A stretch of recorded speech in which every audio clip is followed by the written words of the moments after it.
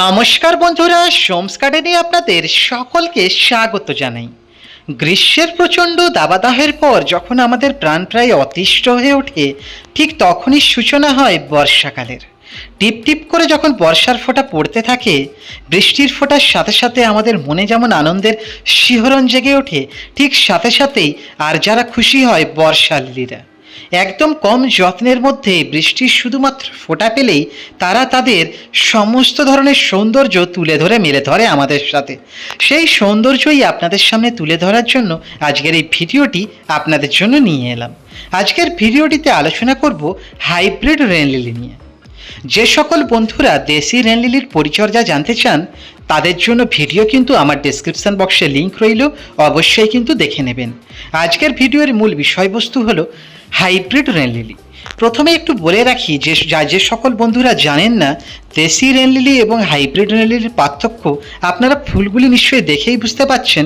রং বেরঙের বৈচিত্র্য এবং সৌন্দর্য এগুলি কিন্তু হাইব্রিড রেন লিলির মধ্যে পাওয়া যায়। নানা ধরনের রঙের কিন্তু হাইব্রিড রেন লিলি হয়। সিঙ্গেল পেটাল হয়, এগুলি দেখছেন সব সিঙ্গেল পেটাল, এবং ডবল পেটালও হয়। ডবল পেটালগুলি একটু পরেই আপনাদের দেখাচ্ছি। খুব কম যত্নেই শুধুমাত্র বৃষ্টির জল পেলেই এরা খুশি। আপনার বাগানে রং বেরঙের আলোয় কিন্তু আলোকিত করে রাখবে এই হাইব্রিড রেন লিলিগুলি। আজকের ভিডিওটিতে হাইব্রিড রেন লিলির সমস্ত রকম যত্ন নিয়ে আপনাদের সাথে আলোচনা করব। কিন্তু কোনো বন্ধু যদি একেবারে হাতে কলমে দেখতে চান হাইব্রিড রেন লিলির পরিচর্যা, আমি আগের ভিডিওটিতে সেই রকমই আলোচনা করেছি। বাল্ব কিনে আনার পর সেই বাল্বগুলিকে কিভাবে পরিচর্যা করবেন, মাটিতে কী করে প্রতিস্থাপন করবেন, একেবারে হাতে কলমে দেখিয়েছি। আজকের ভিডিওটি মূলত আগের বছর যে বাল্বগুলি আমি প্রতিস্থাপন করেছিলাম তার রেজাল্ট কী হলো, কতটা ভালো ফুল ফুটছে, সেটিই কিন্তু আমার আনন্দটা আপনাদের সাথে ভাগ করে নেওয়ার জন্যই ভিডিওটি তৈরি করা। আজকের ভিডিওটিতেও গুরুত্বপূর্ণ কিছু হাইব্রিড রেন লিলির সম্পর্কে তথ্য আলোচনা করব। কিন্তু আরও যদি বিশদে আপনারা জানতে চান, ভিডিও নিচে লিঙ্কে ডেসক্রিপশন বক্সে লিঙ্ক দেওয়া রইল, অবশ্যই ভিডিওগুলি একবার দেখে নেবেন। হাইব্রিড রেন লিলির পরিচর্যা জানার জন্য সবথেকে প্রথমেই আমাদের সংগ্রহ করে নিতে হবে হাইব্রিড রেন লিলির বাল্ব। সিঙ্গেল পেটালের বাল্ব হয়, ডবল পেটালের বাল্ব হয়। সিঙ্গেল পেটালের দামগুলো তুলনামূলক একটু কম, কিন্তু ডবল পেটালের বাল্বগুলো তুলনামূলকভাবে একটু দাম বেশি। যারা প্রথম শুরু করছেন তারা সিঙ্গেল পেটাল দিয়ে শুরু করতে পারেন, পরবর্তীকালে ডবল পেটাল করতে পারেন। সিঙ্গেল পেটালের বাল্ব থেকে খুব তাড়াতাড়ি গাছ গ্রো করে, মানে একটি বাল্ব থেকে আরও অসংখ্য বাল্ব খুব তাড়াতাড়ি তৈরি হয়ে যায়। কিন্তু ডবল পেটালে সেটি তৈরি হতে কিন্তু সময় লাগে। দুটির মধ্যে পার্থক্য হচ্ছে এটি। সিঙ্গেল পেটালেরও অসম্ভব সুন্দর রং পাওয়া যায়, তার এক ধরনের সৌন্দর্য, এবং ডবল পেটালের ঠিক অন্য ধরনের সৌন্দর্য, ওটিও আপনাদের সামনে তুলে ধরব। প্রথমেই যখন আপনারা বাল্বটি পাবেন, প্রথমে কি করবেন, একটি ফাঙ্গিসাইড ট্রিটমেন্ট করে নেবেন। ফাঙ্গিসাইড ট্রিটমেন্ট কি করবেন, সাপটাকে একটু ভালো করে জল দিয়ে গুলে নেবেন, তে বাল্বের চারিদিকে কিন্তু প্রলেপ লাগিয়ে দেবেন, তে ভালো করে একটু রোদে রেখে দেবেন, একটু বাল্বগুলিকে শুকনো করে নেবেন। তারপরে কিন্তু আমরা প্রতিস্থাপনের বিষয়টা করতে পারি। এই গাছ প্রতিস্থাপন করার জন্য সবথেকে গুরুত্বপূর্ণ যেটা মাটি তৈরি করা। এই গাছের জন্য একেবারেই কোনো রকম খাটাখাটনি নেই, একবারে মাটি প্রস্তুত করে নিলেই আপনি কিন্তু নিশ্চিত। কিন্তু মাটিটা কিভাবে করবেন, একেবারে ঝুরঝুরে মাটি কিন্তু আমাদের তৈরি করতে হবে। মাটিটা কিভাবে করব, সমানভাবে মাটি, বালি এবং গোবর সার নেব। এই যে এই রেন লিলিটা দেখছেন, এটি কিন্তু ডবল হাইব্রিড রেন লিলি। দেখছেন পাপড়িগুলো ডবল ডবল রয়েছে, এগুলি কিন্তু সিঙ্গেল ভ্যারাইটিরও হয় যেমন ডবল ভ্যারাইটির, এটি হচ্ছে ডবল ভ্যারাইটির।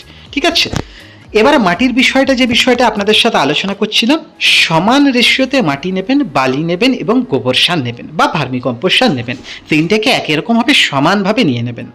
কথা বলতে বলতে আরেকটা দেখাই, এটাও কিন্তু ডবল একটা রেন লিলি বা ডবল ভ্যারাইটির একটা রেন লিলি আর কি। ঠিক আছে, এইভাবে কিন্তু মাটি প্রস্তুত করুন। এই গাছের ক্ষেত্রে অবশ্যই কিন্তু বৃষ্টির জল তো খুব ইম্পর্টেন্ট, জলের পরিচর্যা রয়েছে, জল লাগে। কিন্তু একটা বিষয় মাথায় রাখতে হবে, কেন বলছি ঝুরঝুরে মাটি তৈরি করতে। ধরুন মাটি তৈরি করার পর বৃষ্টির সময় বর্ষাকালে অনবরত বৃষ্টি হচ্ছে, কিন্তু আপনি মাটি ভালো করে তৈরি করেননি, সেক্ষেত্রে কি হবে, টবের মধ্যে যদি 2 দিন বা 3 দিন ধরে জল জমা হয়ে যায়, তাহলে কিন্তু বাল্বগুলো নষ্ট হয়ে যাবে বা পচে যাবে। এই জন্যই কিন্তু আমাদের বৃষ্টির জলের যেমন চাহিদা রয়েছে, তার সাথে সাথে মাটিটাও কিন্তু আমাদের ভালো করে প্রস্তুত করতে হবে। এইভাবে মাটি প্রস্তুত করে নিন। মাটি প্রস্তুত করার পর বাল্বগুলিকে বসিয়ে দিন। সুন্দরভাবে। এবং রাখবেন কোথায়? ফুল সানলাইটে রাখবেন। এই গাছ কিন্তু অবশ্যই দরকার হয় ফুল সানলাইট। ফুল সানলাইটে রাখলে দেখছেন এক একটা ছোট্ট টবের মধ্যে এগুলিকে আমাকে আবার বড় টবে রিপোর্ট করলে আরও প্রচুর পরিমাণ ফুল পেতাম আমি, কিন্তু যেহেতু ছোট টবে রিপোর্ট করা আছে এখন, তাই জন্য ফুলের সংখ্যাটা কিছুটা কম, বুঝতে পারছেন। এগুলি পরের বার আমি আবার বড় টবে কিন্তু রিপোর্ট করব। প্রথম অবস্থায় ছোট টবে দিন, যেহেতু একটা সিঙ্গেল বাল্ব থাকবে। তারপরে যখন দেখবেন এরকম প্রচুর পরিমাণ ফুল ফোটা শুরু করেছে, তারপরে কিন্তু আপনি বড় জায়গায় কিন্তু ট্রান্সফার করুন, তখন কিন্তু ফুলের পরিমাণ কিন্তু আরও বাড়তে থাকবে। এই হলো কিন্তু প্রতিস্থাপনের বিষয়টা। এই গাছের ক্ষেত্রে বিশেষ কিছু আর কোনো খাবার দেবার বা কোনো রকম সার দেবার বা আপনার কোনো পরিচর্যা করার দরকার নেই। গাছটিকে সুন্দর করে আপনি বসিয়ে দিন, মাটিটা তৈরি করে দিয়ে, আর আপনাকে ঘুরেও তাকাতে হবে না। গোটা বর্ষা জুড়েই কিন্তু আপনাকে আনন্দ দান করবে এই গাছ। এবারে হাইব্রিড রেন লিলির মজা হচ্ছে এটাই, দেশি রেন লিলি যেমন শুধুমাত্র বর্ষায় ফোটে, এটা কিন্তু বর্ষা ছাড়া শীতের অবধিও কিন্তু, শীতকালেও যখন দেখবেন ছিটে ফোটা বৃষ্টি হচ্ছে তাতেও দেখবেন কিন্তু গাছে ফুল পাচ্ছেন। মানে অনবরত মোটামুটি কিন্তু ফুলটা একটা দুটো করে পেতে থাকবেন। বর্ষাকালে বেশি পাবেন এবং অন্যান্য সময় কম পাবেন, যেটা কিন্তু দেশি রেন লিলিতে আপনি পাবেন না। শীতকালে বৃষ্টি হলেও দেখবেন শীতকালেও কিন্তু হাইব্রিড রেন লিলি ফুটতে শুরু করেছে।